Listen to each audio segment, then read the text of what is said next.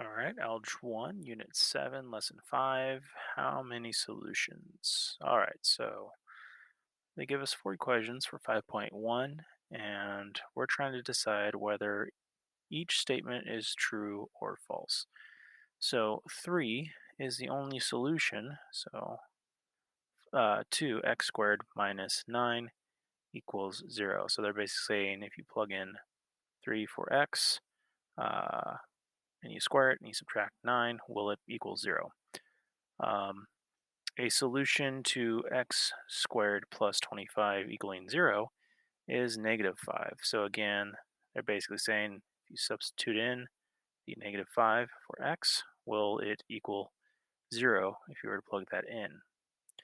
Um, x times x minus 7 equals 0 has two solutions. So let's see if that's true or false. So again, these are true or false. 5 and negative 7 are the solutions to x minus 5 times x plus 7 equals 12. Go ahead and figure out if these four, okay, are true or false. All right, go ahead and pause the video and try to figure that out. Okay, so hopefully you pause the video and you try these out. The first one, true.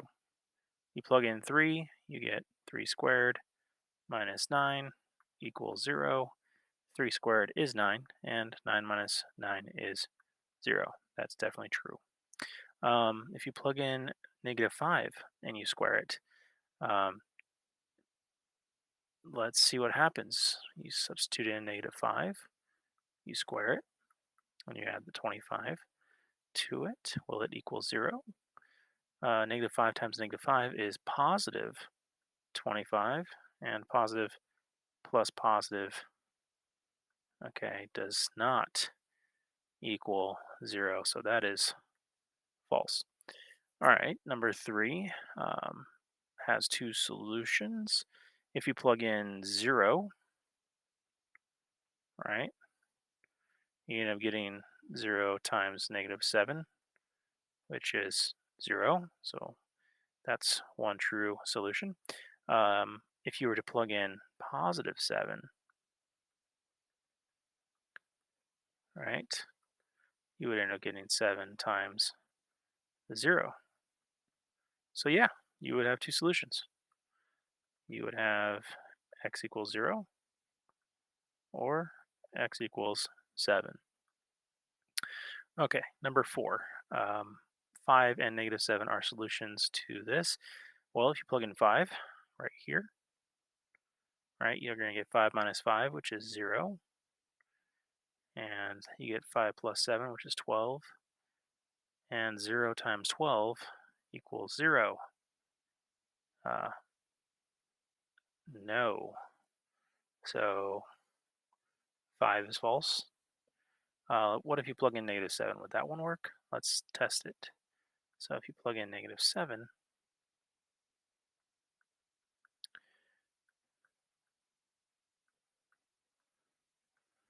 you get negative 12 times 0. Oof, nope, you're going to get 0 again. So both of these are actually false. So the whole statement alone is false. Okay, moving on to 5.2, solving by graphing. We got somebody here solving three equations by graphing. So what I want you to do is I want you to use Desmos, and I want you to go ahead and graph these, okay, and see if you can see the x-intercepts and whether or not they could be used to solve for your two solutions, um, or even possibly a one solution for these three equations. They're not just x-intercepts, but you should see it on Desmos, okay? So you should see uh, something there. So try that first for number 1 and number 2. Okay. Okay, so hopefully you did that. And if you plugged in the first equation, right, which was this one, you'd realize that your x-intercepts would be when x is 3 or when x is 5. So those would help you find your solutions. What about for the second one? If you plus 1, you realize you actually just have one solution. So for this one, right, you have one solution, x equals 4. And an interesting thing happens is the green guy, the green parabola, this one right here, it doesn't cross the x-axis at all. Like, here's your x-axis, but it doesn't even, it reaches only up to y equals 3. It never crosses the x, never goes down there. So this has no solutions. The one earlier only had one solution, and the first one ended up having two solutions. So that's what they wanted you to notice, okay? Okay, so find all the solutions. So we're still working with quadratics. Um, what times what? What same number when you square it gives you 121?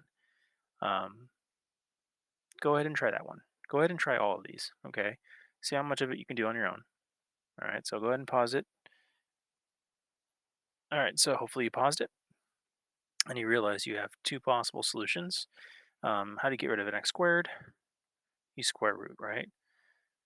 And when you square root 121, you realize you're going to get either a positive 11 or a negative 11. Since negative 11 times negative 11 equals positive 121, or positive 11 times positive 11 equals a positive 121. So that's why it's positive or negative for x. So x equals positive or negative 11. No idea why I flew up there like that. There we go. Oh, I think I touched the scroll bar.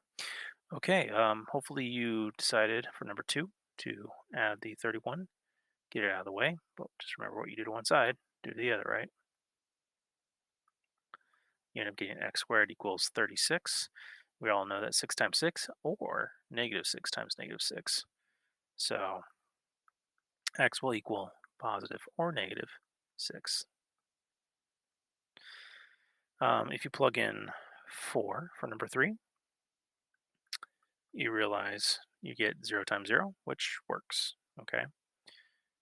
Because 4 minus 4 is 0, and when you plug in 4, you're plugging in 4 for both x's, right? So 4 minus 4 is 0, 4 minus 4 is 0, 0 times 0, 0. All right, what's the opposite of positive 3? Negative 3. What's the opposite of negative 1? Positive 1. So those will be your two solutions for number 4.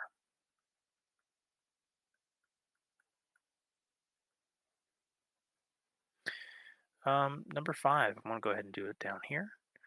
How to get rid of a square? Square root. Just remember what you do to one side, do the other. And when you square root a negative 4, oof, interesting thing's going to happen. You're actually going to get what we like to call an imaginary number.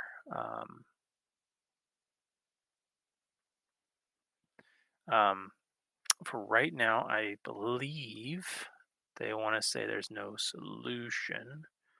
I don't think they want to do imaginary numbers to you quite yet. Let me double check because I don't want to rob you of some information, but I believe at this stage they are content with just keeping this up until Algebra 2. Yeah, so we call this an imaginary number situation. So whenever you have a square root of a negative, Okay, it's going to be an imaginary number, therefore no solution. Okay, in Algebra 2, we talk about it a little bit more. Your answer literally becomes something off the paper. Okay, and I'll explain that in Algebra 2. All right, number 6, it's a little bit more interesting. Um, this one's pretty tough, isn't it? Because now you have to think about, well, what times what gives me 990?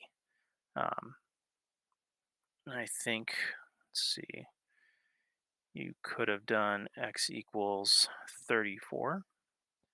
If you plugged in that, you would have gotten this,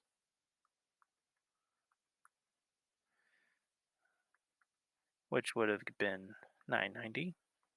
That's really just 30 times 33, right? Or x equals negative 29. So if you did that, you got negative 29 minus the 4, and then the negative 29 minus the 1, and you would have gotten the negative 33 times the negative 30. Negative times negative is a positive, so still would have given you 990. Okay, that's the end for this lesson. Have a beautiful day. Oh, wait. Nope, I lied. Okay, psych. All right. Do, do, do, do, do, do. Analyzing errors in equations and solving. Okay, so consider x minus 5 times x plus 1 equaling 7. This person reasons that if this is true, then either x minus 5 equals 7 or x plus 1 equals 7. So the solutions to the original equations are 12 and 6. We could always test that, okay? We could always plug it in, see if she's right. So if you plug in 12, right, do you get 7? So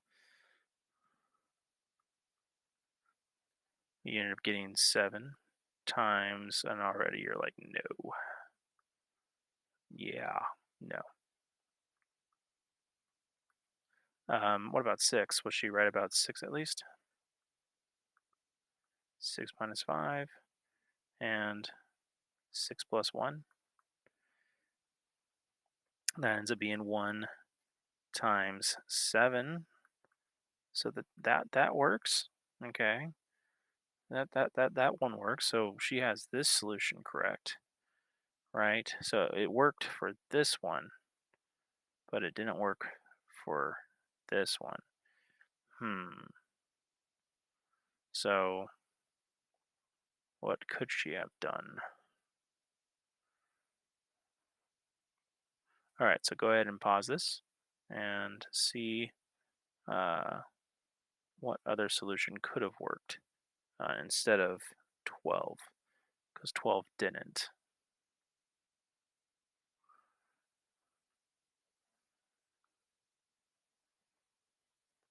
Okay, so um, hopefully you try to do this as best you can. We can tell that 12 is not a solution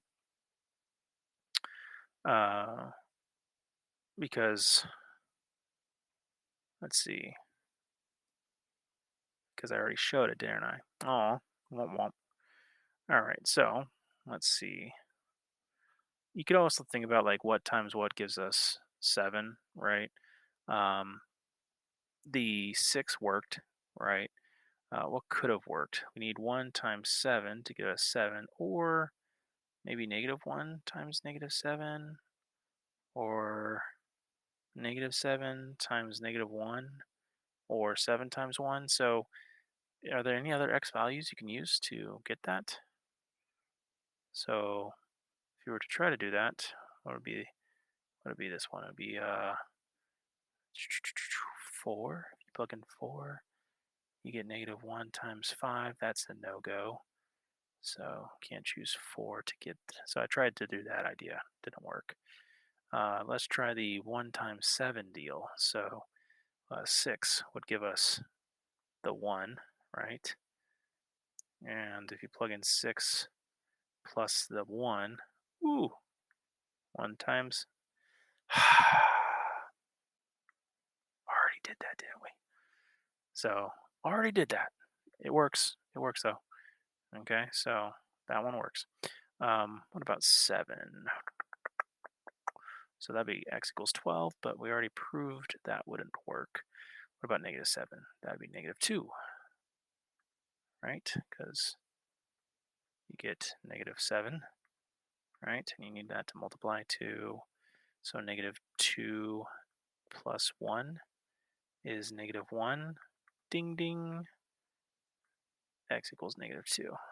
That'll work. All right, so she was right about 6. She was wrong about 12. Uh, so x equals negative 2 would have worked as well. Okay. Number 2, Diego says he's trying to solve.